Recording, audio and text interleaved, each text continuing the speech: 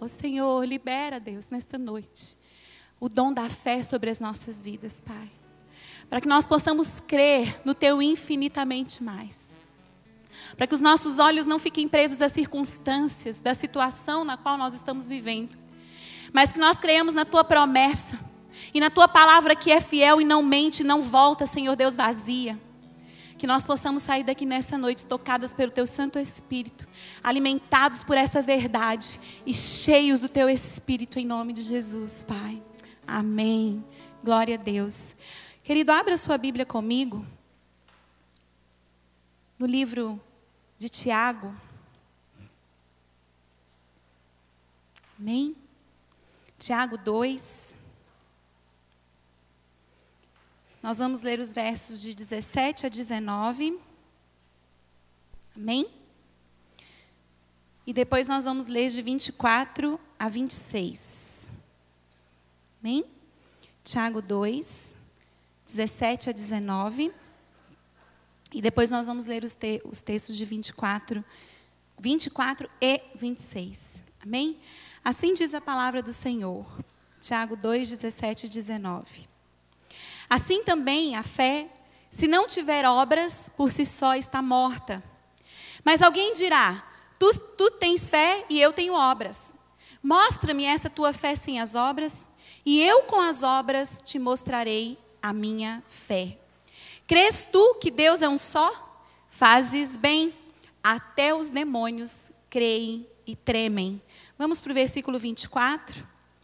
Verificais que uma pessoa é justificada por obras e não por fé somente. Versículo 26. Porque assim como o corpo sem espírito é morto, assim também a fé sem obras é morta. Amém, queridos? Palavra de Deus para o seu povo e que Ele nos dê entendimento e sobriedade sobre ela, a fim de que essa verdade edifique a nossa alma e a nossa vida em nome de Jesus. Ziza, pode pôr para mim, né, o slide, né, o data show. Queridos, nós estamos finalizando um mês que eu tenho para mim que é um dos meses mais importantes em termos de celebração, porque é o mês da família. E se tem algo que mora no coração de Deus, é a família. Se tem algo que arde no coração de Deus, é a família. Deus ama a família, Ele gerou a família e Ele se entristece com a destruição da família. E queridos, nós vivemos uns tempos, vivemos momentos onde existe confusão a respeito do que se é uma família e de como ser família. Muitas pessoas têm dificuldade nos seus casamentos, dificuldade com os filhos, e isso faz parte, queridos, das diferenças que existem entre nós. Quem acha que casamento é algo fácil é porque ainda não casou.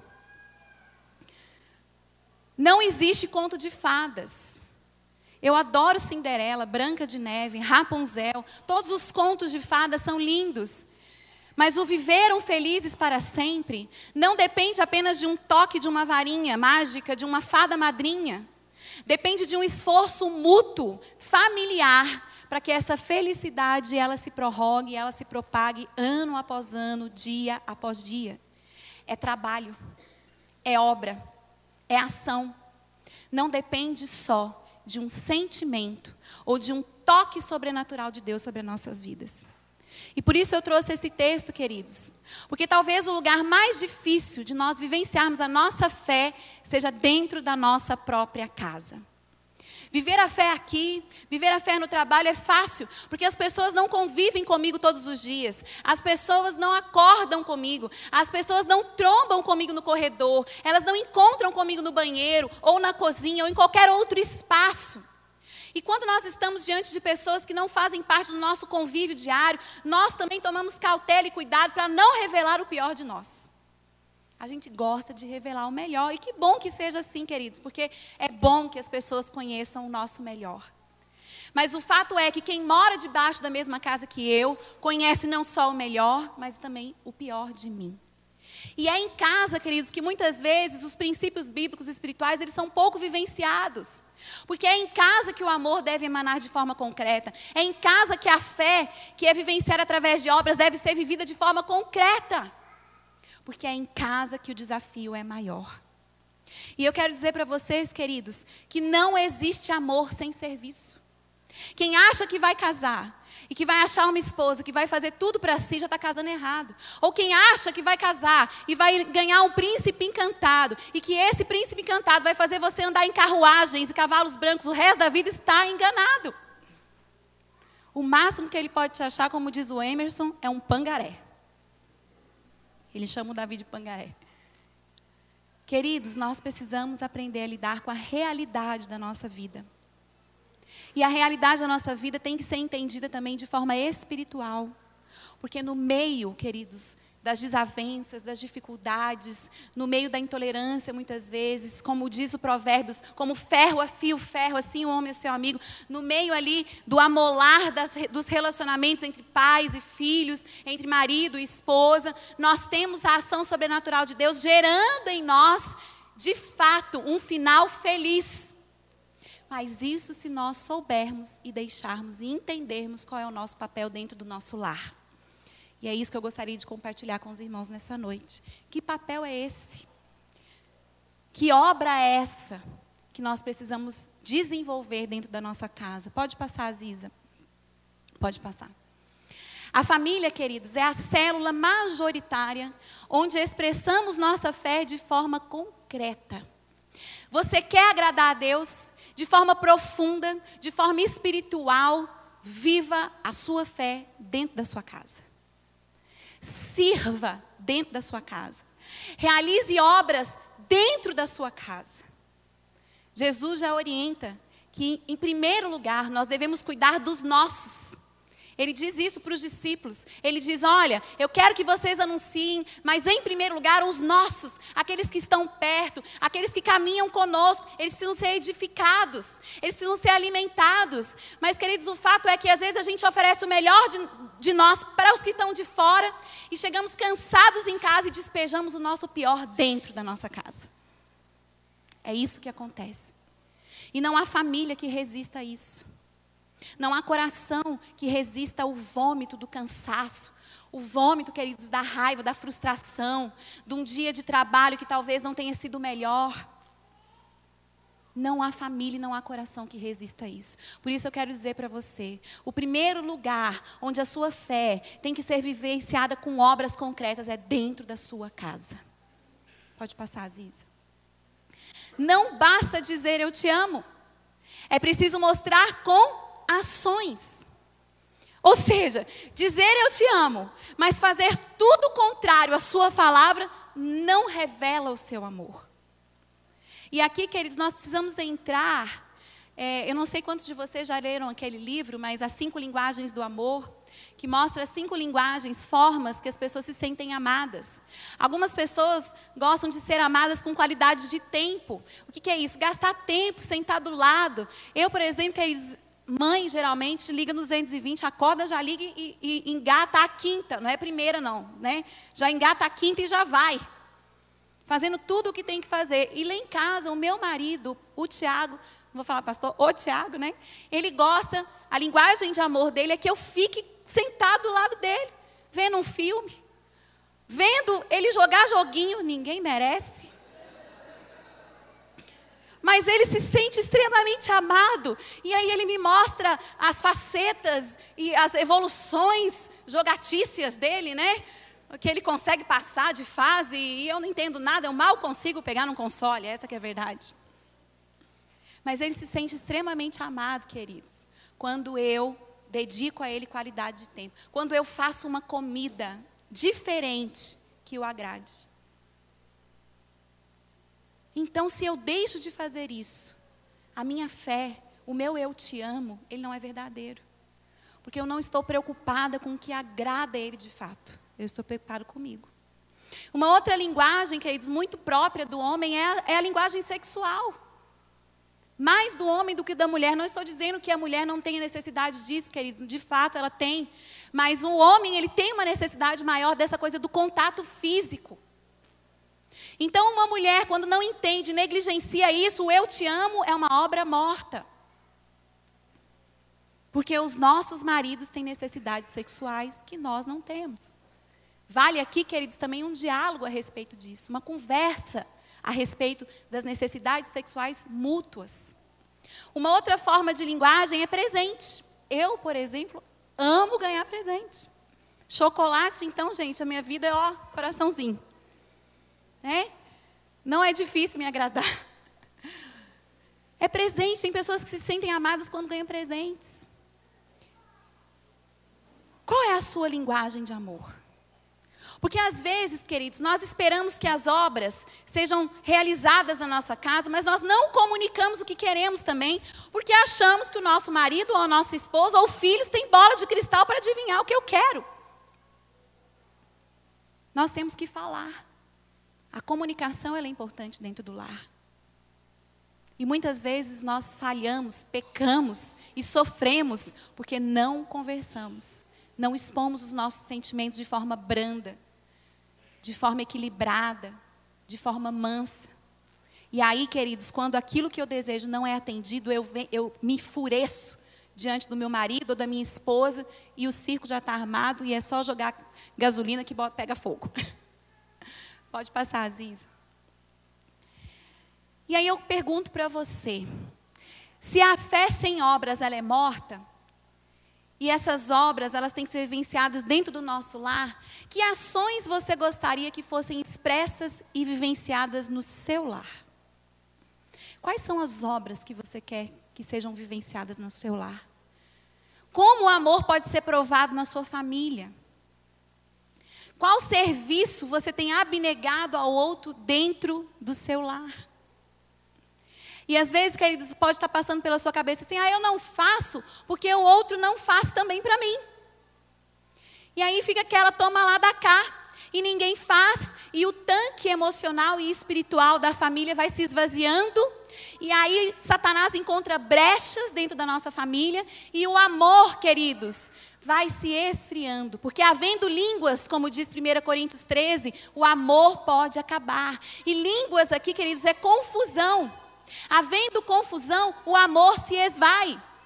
E só há confusão quando não há concordância, quando não há diálogo, quando as línguas não se comunicam. Línguas das quais Paulo está dizendo aqui em 1 Coríntios 13, não são línguas celestiais nem espirituais, são línguas, são pessoas falando de formas diferentes, em linguagens diferentes, não há entendimento. Quando não há entendimento, queridos, dentro de uma casa, dentro de um lar, o amor vai se esfriando. E ele pode sim acabar. Quais são as ações, então, que você deseja para que esse amor seja alimentado dentro da sua casa? Mas nós temos papéis, queridos, papéis espirituais, proféticos que a palavra de Deus determina para cada um de nós, para o pai, para a mãe, para os filhos. Nós precisamos entender isso. Pode passar, Aziza. Queridos, a palavra obra, traduzida do grego, eu até escrevi aqui, é pior ou é piá, né? Significa, queridos, trabalho, ato, ação, prova prática, tarefa. Então, a fé, ela tem que ser vivenciada literalmente no trabalho, no serviço. E se eu estou falando de lar, de família, dentro de casa é o lugar onde a gente mais trabalha. Eu acho tão lindo, queridos, eu tenho uma memória muito linda do nascimento da Alice, porque foi uma coisa muito sobrenatural, o cuidado de Deus foi muito grande. Mas a partir do primeiro choro da Alice, já começou o meu trabalho. É a primeira mamada, é o primeiro cocô, é o primeiro tudo. É a primeira fralda, é o primeiro banho. E eu achei tão interessante, porque a Alice nasceu aqui no Cachoeirinha, e ali é um hospital escola. Então as enfermeiras já chegavam e falavam assim, mãezinha, 5 horas da manhã. Mãezinha, o negócio é o seguinte, você tem que dar banho na sua filha. Ótimo, eu sou mãe de um já, para mim é fácil. E aquela mãe que nunca deu banho num bebê, e que de repente entra a enfermeira e fala assim, olha, você tem que dar banho no seu filho. E aí tem aquela coisa frágil, desprotegida, com um umbigo desse tamanho, que você não sabe o que fazer com ele. E largam você lá, queridos, trabalho. E a gente acha que o trabalho vai diminuindo para um lado, vai aumentando por outro. Eu converso muito com a minha mãe, e a minha mãe hoje ela fala assim, eu tenho muita saudade quando vocês eram pequenininhos. Adolescente não. Não. Adolescente não. Por quê? Gente, eu não cheguei nessa fase com meu filho, então não posso falar. Mas dizem que adolescente dá um trabalho. É verdade? Quem é mãe de adolescente aqui pode dar? questiona e fala, e aí tem um arcabouço teórico para discutir com você. Aí chega num ponto que o que vale é a autoridade do pai e da mãe, não tem conversa. O Davi não está na adolescência, mas ele já tem 7 anos, e às vezes eu vou conversando com ele, e ele vai. Ontem, desde que a Alice nasceu, nós fizemos um acordo lá em casa, para amenizar um pouco os ciúmes. Toda sexta-feira, ele dorme comigo na minha cama. Só que já faz 1 ano que a Alice nasceu, né, gente? Chega de dormir comigo na cama, né? E aí ontem, conversando com ele, eu falei, olha, hoje é a última sexta. Na verdade, ele dormiu de sábado para domingo, porque sexta-feira o Thiago não estava bem. Eu falei, deixa o marido na cama. E aí eu conversei com ele, eu falei assim, olha, filho, hoje é o último dia que você dorme na cama da mamãe, ok? Aí ele olhou assim para mim, ele falou, ok, mas se você tirou algo de mim, eu também vou tirar algo de você. E aí começou o diálogo, super cabeça com uma criança de 7 anos.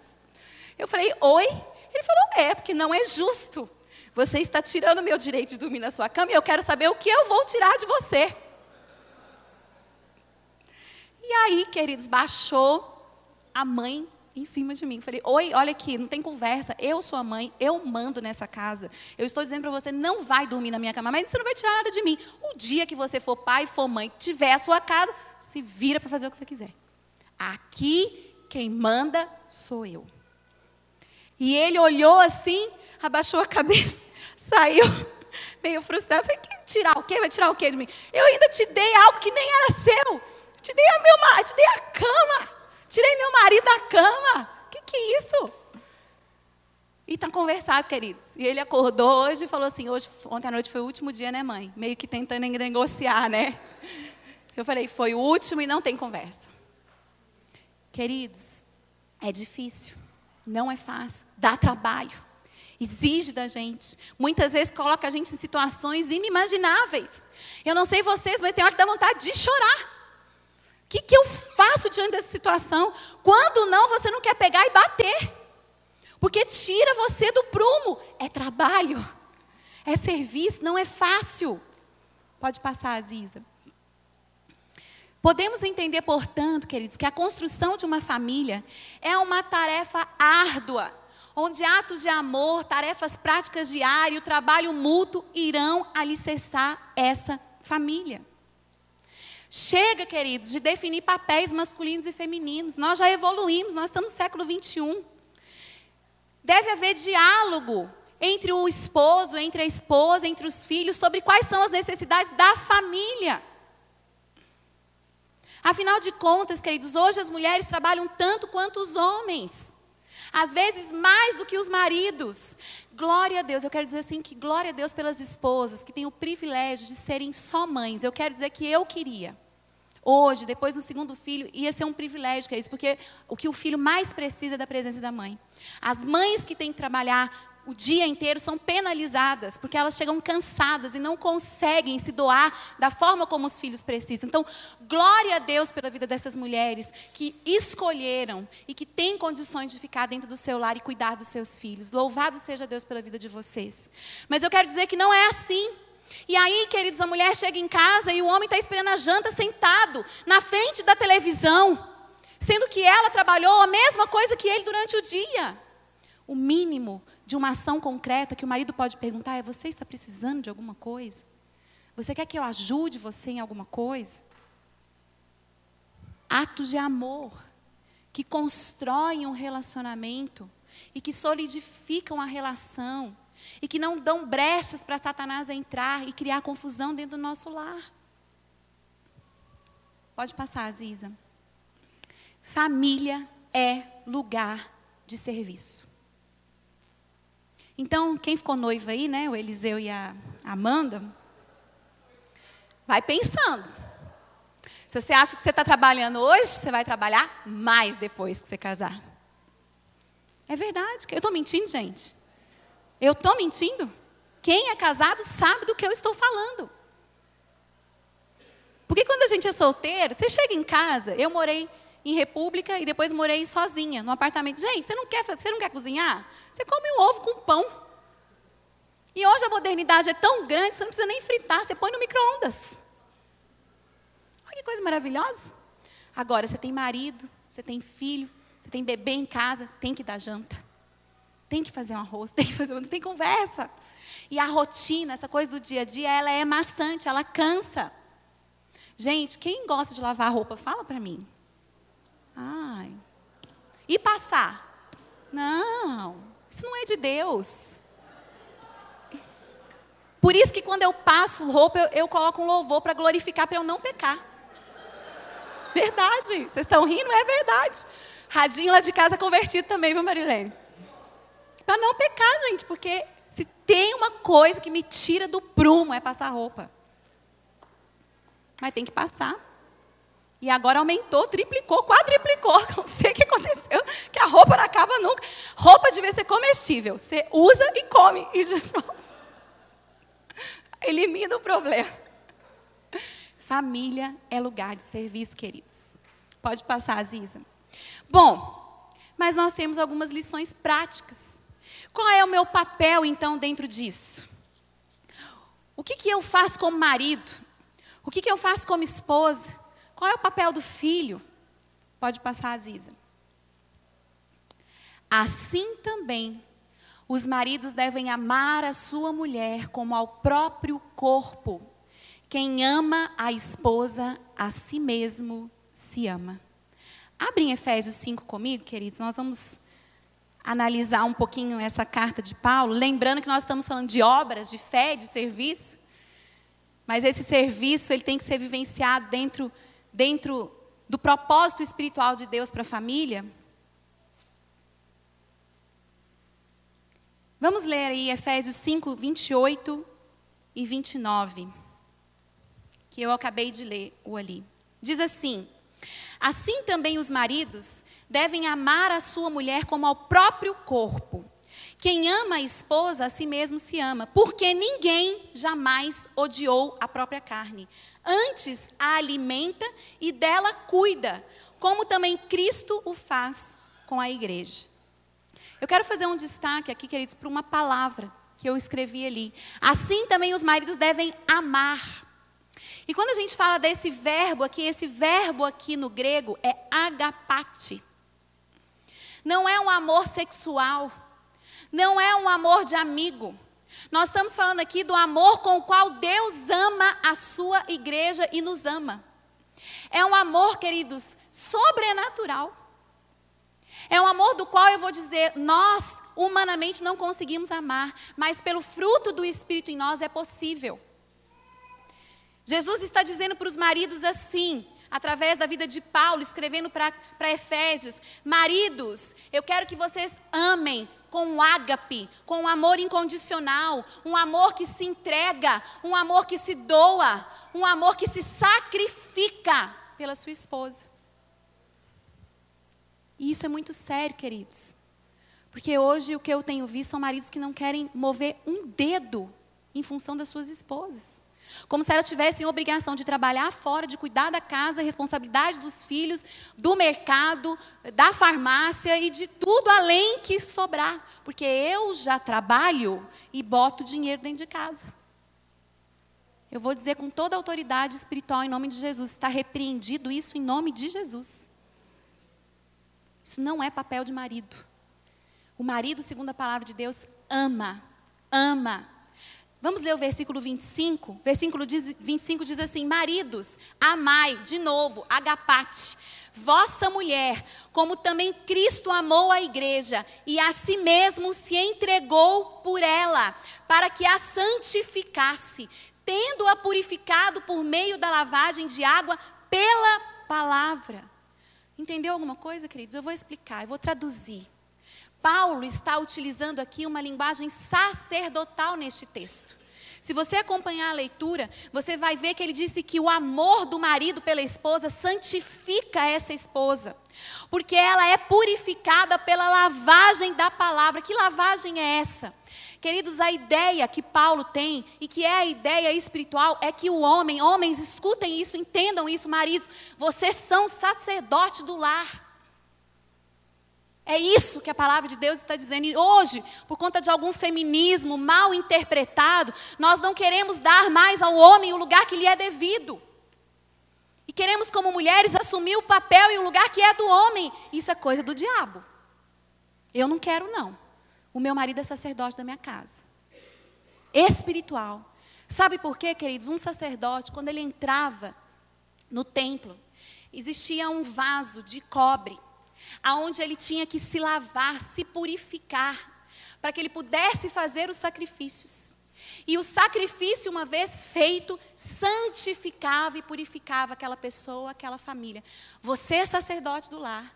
Você tem que estar limpo, lavado, purificado, porque a sua vida purificada, santificada, santifica a vida da sua mulher. Então não cabe, queridos, dentro de um relacionamento conjugal, pornografia. Não cabe traição.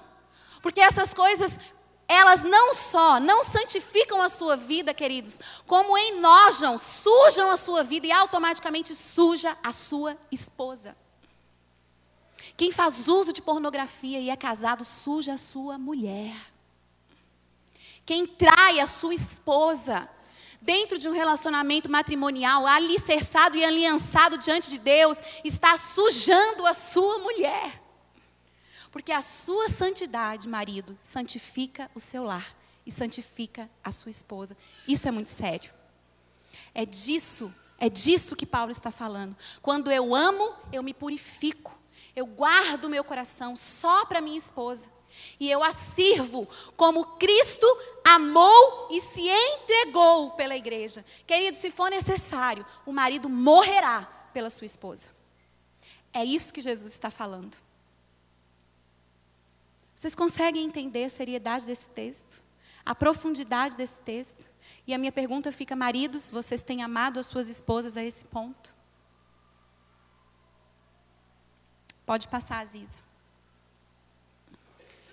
Mulheres, aí vem a parte que a gente não gosta, né? Sejam submissas ao marido como ao Senhor.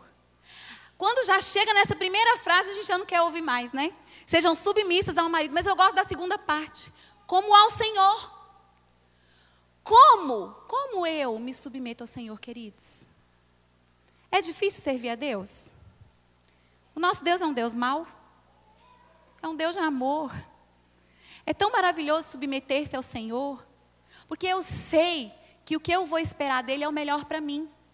Quando o marido entende o seu papel sacerdotal, profético, de santificação do lar, de amor, de entrega, de sacrifício, não é difícil uma mulher se submeter ao seu marido. Porque ela sabe que o marido faz, o que o marido deseja é para o melhor dela e do lar. Então essa submissão, queridos, não é, queridos, uma subserviência, não é uma opressão, não é algo obrigatório, é algo que eu faço com gratuidade no meu coração, porque o meu marido me ama e eu amo ele também e eu quero que ele seja honrado. E nós precisamos entender o que é submissão. Homens, queridos, têm uma necessidade de se sentirem valorizados. Mulheres, entendam isso. Uma das poucas vezes que eu discuto com o Thiago, ele não gosta muito que eu falo, eu não vou falar muito não, senão ele briga comigo depois. Ele fala assim, eu preciso que você me aprecie, tá bom o que eu fiz? Tá bom isso aqui? Né? Às vezes ele prepara um sermão, prepara uma coisa, e nem sempre eu dou o ouvido que deve, né? Porque a gente está ali com uma coisa, com a outra, mas eu tenho parado agora para tentar um pouco mais, porque uma coisa importante para os maridos, queridos, e para os homens, é a apreciação, é se sentirem valorizados. Mas nós entramos numa geração onde as mulheres entram no casamento para provar que elas são melhores que os homens. Ou para competir dentro do casamento. Se você entrar no casamento para competir com a sua esposa, você vai quebrar o seu relacionamento. Ninguém tem que provar para ninguém que é melhor. Nós temos papéis diferentes, queridos. Missões espirituais diferentes. E a mulher, então, quando ela é submissa, ela honra o marido. Ela ama o marido. Ela valoriza o marido. E por sua vez, o marido passa a amar ainda mais a sua esposa. Porque quem é, queridos, que não gosta de estar do lado de alguém que admira e te valoriza? Eu não sei vocês, queridos, mas eu louvo a Deus pela vida do meu marido. Eu amo o Thiago, eu falo isso aqui sempre, vai virar piada de novo ano que vem. né? Quando for lá o dia do pastor, a Aline vai vir aqui falar, Tiago, eu te amo muito, né? Vai ser essa coisa. Mas eu amo meu marido, mas uma coisa que assim, me comove profundamente no Tiago é o olhar que ele tem sobre mim. Às vezes eu pego ele olhando para mim assim, aquele olhar, né? Com coraçãozinho. Aí eu dou uma disfarçada, né? Que eu não estou vendo, mas eu estou vendo, né? Que coisa gostosa. Saber que 14 anos depois, ele ainda olha apaixonadamente para mim. E eu ainda consigo olhar apaixonadamente para ele também. É possível, queridos. É possível. Não desista. É possível. Queridos, a autoridade de um marido, ela não é independente. Mas ela também está sujeita à autoridade divina. Então, quando eu penso que o meu marido, ele é um servo de Deus, ele é um homem de Deus, eu vou me submeter a ele, porque eu entendo que ele é homem de Deus, ele conversa com Deus, então ele sabe o que ele está fazendo. Então, primeira coisa, homens, sejam homens de Deus. Mulheres, sejam mulheres de Deus. Porque nós somos responsáveis, agora sim, sobre os nossos filhos, para cultivar a espiritualidade deles. E o nosso relacionamento reflete o amor de Deus também para a vida dos nossos filhos. Como eu amo meu marido e como ele me ama, também é reflexo do amor de Deus dentro do meu lar. E isso vai fazer com que os meus filhos entendam que ele também é amado por Deus. Isso é muito sério. Isso é muito sério. Pode passar, Aziza. Filhos, cara, você achou que ia sobrar só para os pais, né? Obedecei aos vossos pais no Senhor, pois isto é justo. Nós vivemos uma geração hoje, queridos, e é real isso, que em termos de conhecimento, os nossos filhos têm mais conhecimento do que nós. A informação está aí disponível para eles a qualquer momento, mas nem sempre essa informação é informação boa, saudável, mas tem informação. E aí hoje fica difícil você muitas vezes dialogar com o seu filho, porque ele traz informações para vocês que às vezes você desconhece. O Davi às vezes tem umas tiradas lá em casa, eu falo, gente, onde esse menino apareceu com isso? A gente tem que pesquisar no Google, porque você não sabe o que ele está falando. Eu falei para o Tiago, acho que eu vou ter que voltar a estudar. E olha que eu sou professora, hein? Falei, eu vou ter que voltar a estudar de novo, porque algumas coisas eu não sei. E mais o problema é que esse falso conhecimento, essa falsa informação, gera no coração do filho um falso direito de achar que ele pode desafiar o pai e a mãe, e que pode mandar no pai e na mãe. Está errado. Está errado. Tem uma hierarquia, queridos. Deus criou a família com uma hierarquia. Os filhos têm que se submeter aos pais, não tem conversa. Ainda que seu pai seja analfabeto. Eu gosto muito da história do meu pai. Porque o meu avô, gente, já contei isso, mas eu vou falar de novo. O meu avô, ele casou muito jovem e ficou viúvo muito cedo. Meu avô ficou viúvo, cedo assim, né? Ele estava com 74 anos, quando ele ficou viúvo, ele tinha 5 filhas. Mas o meu avô tinha energia. Afinal de contas, homem com 74 anos tem força, trabalhava na terra, era dono de terra, fazendeiro, aquela coisa toda. Ele casou de novo com a minha avó, que tinha 17 anos. E eles tiveram, queridos, 15 filhos.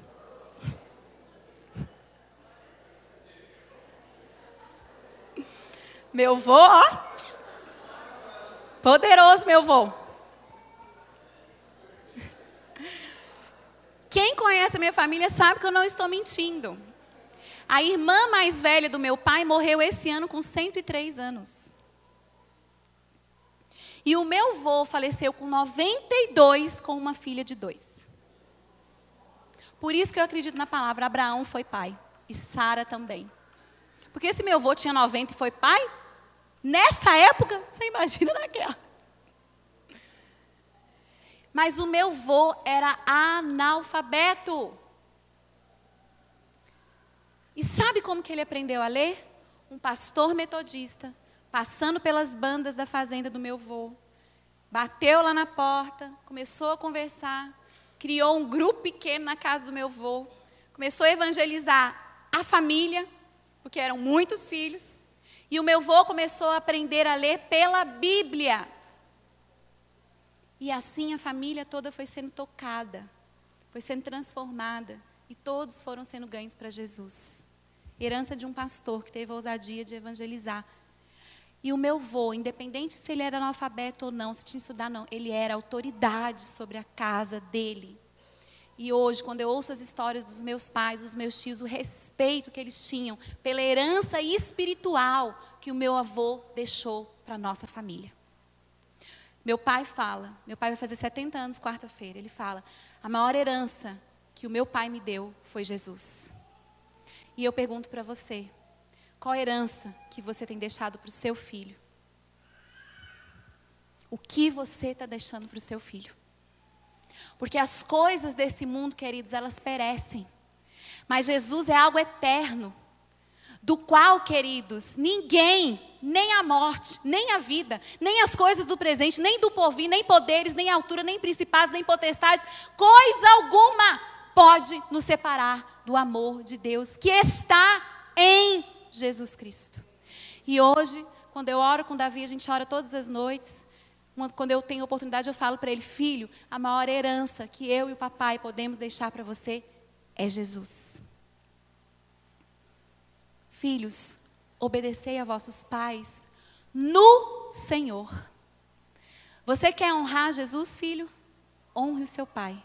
E dessa forma você estará honrando a Deus. Quando eu entendi isso, a forma de tratar o meu pai e minha mãe mudou. Que quando eu honro meu pai e honro a minha mãe, eu estou honrando ao Senhor. Quando é que eu fico desobrigada de honrar o meu pai e a minha mãe? Quando eu caso? Nunca. Nunca. É um laço espiritual que não se desfaz. Então, ainda que sejamos casados, ainda que tenhamos a nossa família, os nossos filhos, quando eu honro o meu pai e a minha mãe, eu estou honrando ao Senhor. Queridos, se nós nos apropriarmos disso, se nós nos apropriarmos desses papéis espirituais que o Senhor nos deixou, o serviço dentro de casa vai fluir com uma naturalidade, com amor, e vai haver, sabe o que? A engrenagem vai rodar de forma a construir um lar cheio da presença de Deus e um lar cheio do agapate, do amor, queridos, incondicional de Deus. Quem está no Senhor, queridos, vive em outra ordem. Na ordem da liberdade e do amor, da obediência no Senhor e da obediência por causa do Senhor. Maridos, amai as vossas esposas. Esposas, vamos trocar a palavra para não ficar tão pesado, né? Honrai os vossos maridos, admirai-o, colocar em lugares altos. Filhos, honrem a Deus, porque quando vocês fazem isso, vocês estão, na verdade, honrando os pais. Quando honram os pais, estão honrando a Deus. E eu profetizo sobre as nossas vidas e sobre esta igreja, sobre essas famílias, em nome de Jesus, que as nossas famílias dessa igreja serão assim. E se não estão, e se não são, que o Santo Espírito de Deus possa operar a fim de mudar as engrenagens, mudar os corações e derramar essa estrutura celestial da parte de Deus para os nossos lares, em nome de Jesus. Amém?